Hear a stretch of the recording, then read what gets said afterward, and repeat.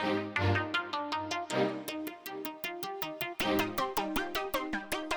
today's video, I'll show you a tree light setup that I personally use for sports team shoots. Hi guys, welcome back to another video. My name is Compton, and in today's video, I'm going to show you a free light setup that I personally use in studio for shooting sports team or athletic team photo shoot. And to help us do this today is the lovely Emily, who's back with us again. Emily is also into fitness, so it really helps if your model is into fitness as well. So in terms of posing, at least they'll know how to pose, etc. So in terms of our lighting for today, we're gonna go with 3 lights, and let me break down those lights for you. So for our 2 backlights, what we've got is 2 medium-sized strip boxes.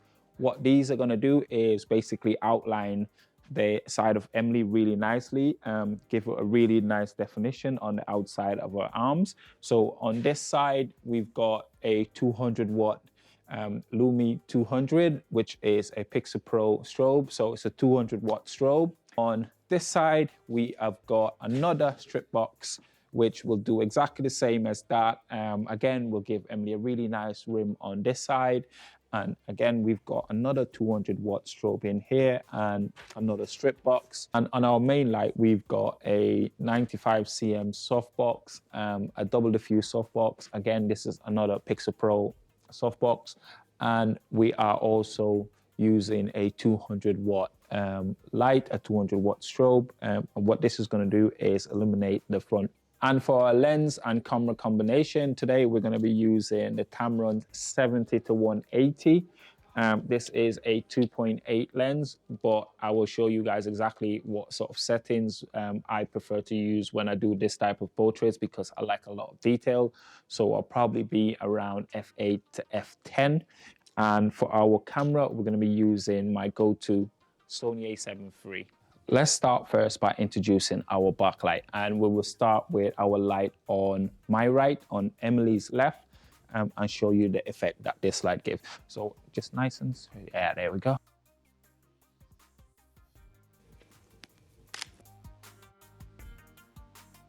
And as you can see, you get a really nice brim of light, which will separate Emily really nicely from the background, but also give a really nice highlight on the shoulders, as well as a little bit on her hair, and maybe, depending on how you pose her, also hit her on the side of the cheek. We are primarily going to shoot just above the knees as well today, but you can use this technique also if you were shooting full body. So let's now turn on our second light and take another shot.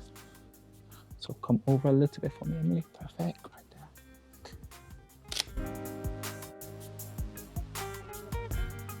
there. And as you can see, again, you get a really nice, lovely fill of light, strip of light on Emily's shoulder, which illuminates her really nicely. And this will also accentuate any sort of like muscle areas, muscle groups within the body.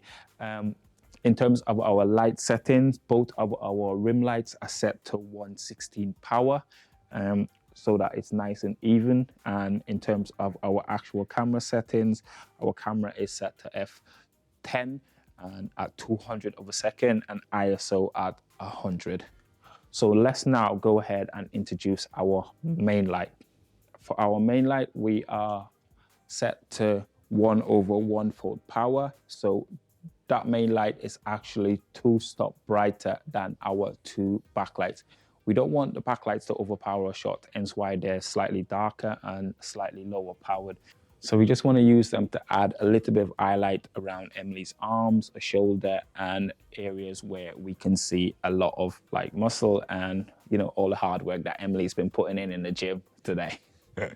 Right, good. So let's go ahead and add our main light now. So go with the waist ones that you did before for me. Good. Okay, perfect.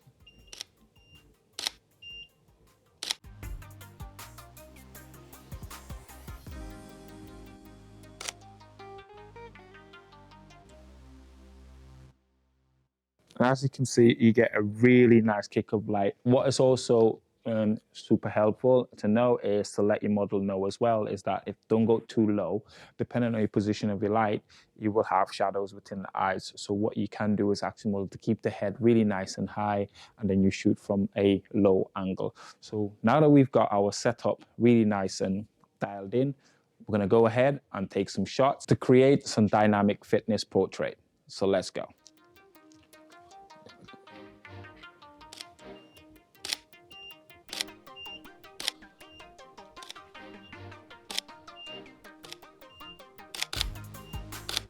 Then go onto the legs, like that same pose you had before, but go onto the legs for it. Yeah, so that'll be nice and nice. Just like that. Perfect. Nice, like that. Hold that for me.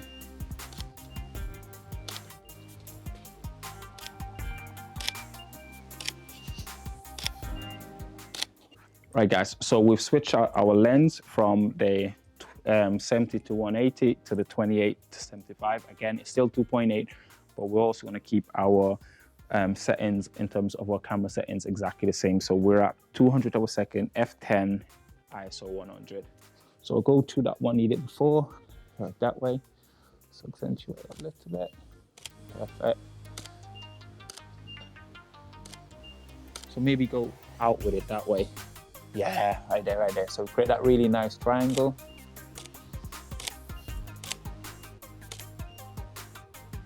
Nice, love that, love that. Another great way to elevate this setup is by using fog or mist. As you can see, we currently got a fog machine, which will create a really nice silhouette, because when the two lights in the back go off with the smoke, with the fog, the light cuts through the fog and then hits Emily, it will create a really nice effect. So let's get a lot of fog in. Nice.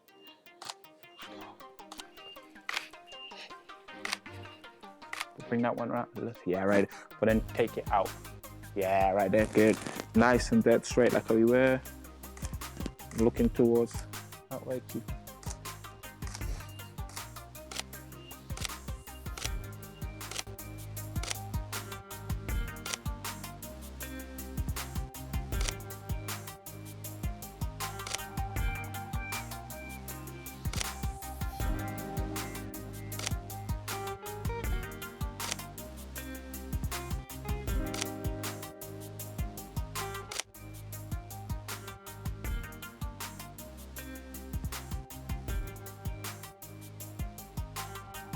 Sit on it first, also sit on the edge. Yeah, there we go. And then go onto the toes, and then you can then go back, right? So because you've moved down, I need to bring my light down to compensate, right?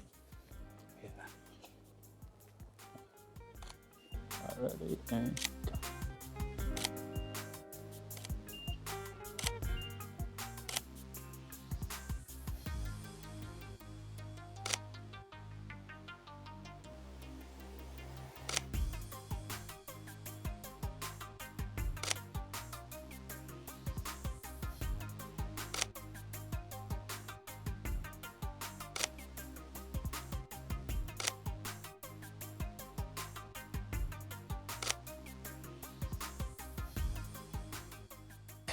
Right, guys, as you can see, we've smoked the whole place out using our bonus tip for using the fog/smoke machine to give us a bit of mood and atmosphere to the whole shot. But again, thank you to Emily. I will also link Emily's detail in the description. And we're going to try and get out of this smoke. We're going to open the doors and get out of the smoke. But again, thank you guys for watching. If you like videos like this, don't forget to hit the like and subscribe button. And we'll catch you in the next one. Peace.